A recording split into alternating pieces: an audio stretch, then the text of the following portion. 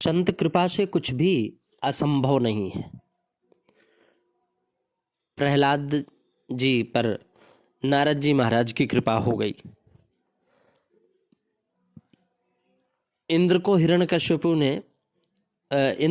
हिरण्यकश्यपु से भय लगता था, तो हिरण्यकश्यपु तपस्या करने गया हुआ था। पीछे से इंद्र उसकी पत्नी कयाधु को पकड़ ले गया। बीच में नारद जी मिल गए। उन्होंने कहा कि बेचारी ये अबला का कोई कसूर नहीं है, इसको क्यों दुख देता है भाई। तो इंद्र ने कहा कि इसको दुख नहीं देना है, इसके गर्भ में जो बालक है, अकेले हिरण्यकश्यपु ने हमारे को इतना तंग कर दिया, इतना परेशान कर दिया। अगर यह बालक पैदा हो जाएगा तो बाप और बेटा दो होने पर हमारी क्या दशा करेंगे। इसलिए जब बालक जन्मेगा तब उसे मार दूंगा, फिर काम ठीक हो जाएगा। तो नारद जी ने कहा कि इसका बेटा तेरा बैरी नहीं होगा। नारद जी की बात सब मानते थे। इंद्र ने भी मान ली। बोले ठीक है महाराज। कयाधु को छोड़ दिया। कयाधु नारद जी ने बड़े स्नेह से उसको अपनी कुटिया पर ले गए और कहा कि बेटी तू चिंता मत कर, तेरे पति आएंगे, जब आएंगे तेरे पति तब पहुंचा दूंगा। वह जैसे अपने बाप के घर रहे वैसे नारद जी के पास रहने लग गई। अब नारद जी के मन में एक दिन लोभ आया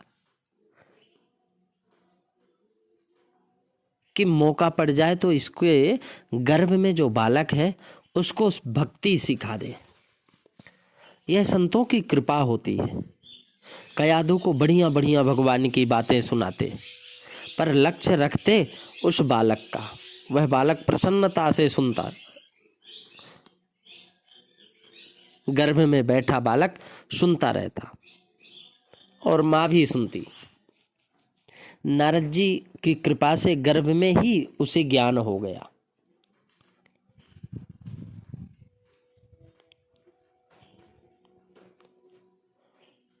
प्रहलाद जी को कितना कष्ट दिया। जन्म के बाद भय दिखाया, परंतु उन्होंने नाम को छोड़ा नहीं। प्रहलाद जी को रस आ गया। ऐसा नाम को कैसे छोड़ा जाए। शुक्राचार्य जी के पुत्र प्रहलाद को पढ़ाते थे। शुक्राचार्य जी के पुत्र प्रहलाद को पढ़ाते थे। राजा ने उन्हें धमकाया कि तुम हमारे बेटे को बिगाड़ते हो। यह प्रहलाद हमारे बैरी का नाम लेता है। यह कैसे सीख गया। प्रहलाद को पूछा तुम्हारे यह कुमति कहाँ से आई। दूसरों का कहा हुआ करते हो, स्वयं अपने मन से ही किसने सिखा दिया।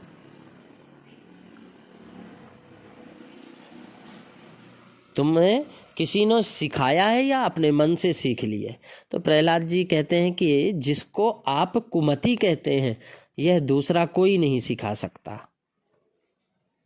आप जिसको कुमति कहते हैं ये दूसरा कोई नहीं सिखा सकता। संत महापुरुष भगवान के प्यारे भक्तों की जब तक कृपा नहीं हो जाती तब तक इसे कोई सिखा नहीं सकता।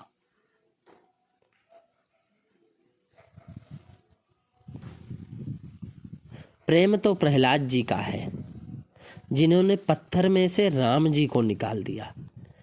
प्रेम बंधौ प्रहलाद ही को, जिन पाहनते परमेश्वर काढ़े।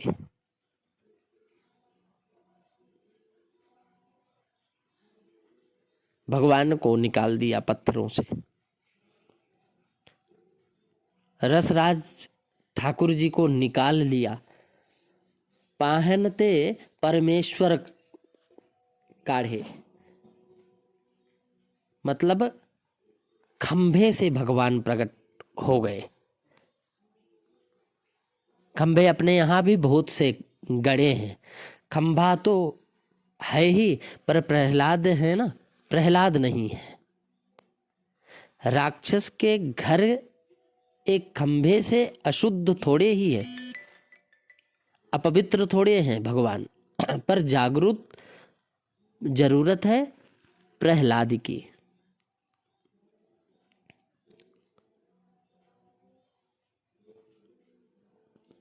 इधर तो मार पड़ रही है, पर भीतर खुशी हो रही है प्रहलाद के। प्रकर्षणेन आह्लादः यस्य सा प्रहलादः, प्रसन्नता हो रही है, भगवान की कृपा देख कर हर समय आनंद हो रहा है। ऐसे हम भी प्रहलाद हो जाएं। आपत्ति आवे, चाहे संपत्ति आवे, चाहे विपत्ति आवे, हर समय भगवान की कृपा समझे। भगवान की कृपा है ही, हम माने तो हैं, ना माने तो हैं, जाने तो हैं, ना जाने तो हैं, पर नहीं जानेंगे, नहीं मानेंगे तो दुख पाएंगे। भीतर से प्रभु कृपा करते ही हैं। बच्चा चाहे रोवे चाहे हंसे, माँ की कृपा तो बनी ही रहती है, वह पालन करती ही है। बिना कारण जब छोटा बच्चा ज़्यादा हंसता है तो माँ की चिंता हो जाती है, माँ को चिंता हो जाती है कि बिना कारण क्यों हंस रहा है, तो कुछ ना कुछ आफत आएगी। ऐसे आप संसार की खुशियाँ ज़्यादा लेंगे तो राम जी के विचार आता है कि ज़्यादा हंसता है तो वो कोई ना कोई आफत आएगी, यह अपशगुन है। राम नाम राम रूप गति अकत कहानी। नाम और रूप, नामी मतलब रूप, रूप का मतलब है नामी, की गति है, इसका जो वर्णन है, ज्ञान है, उसकी जो विशेष कहानी है, वह समुझत सुखद न परति बखानी। वह समझने में महान सुख देने वाली है, परंतु इसका विवेचन करना बड़ा कठिन है। जैसे नाम की विलक्षणता है, ऐसे ही रूप की भी विलक्षणता है। अब दोनों में कौन बड़ा है कौन छोटा है, यह कहना कैसे हो सकता है। भगवान का नाम याद करो, चाहे भगवान के स्वरूप को याद करो, दोनों विलक्षण हैं। भगवान के नाम अनंत हैं, भगवान के रूप अनंत हैं, भगवान की महिमा अनंत है और भगवान के गुण अनंत हैं। इसकी विलक्षणता वाणी क्या वर्णन कर सकती है। यतो वाचो निवर्तन्ते अप्राप्य मानसा सह, यतो वाचो निवर्तन्ते अप्राप्य मनसा सह।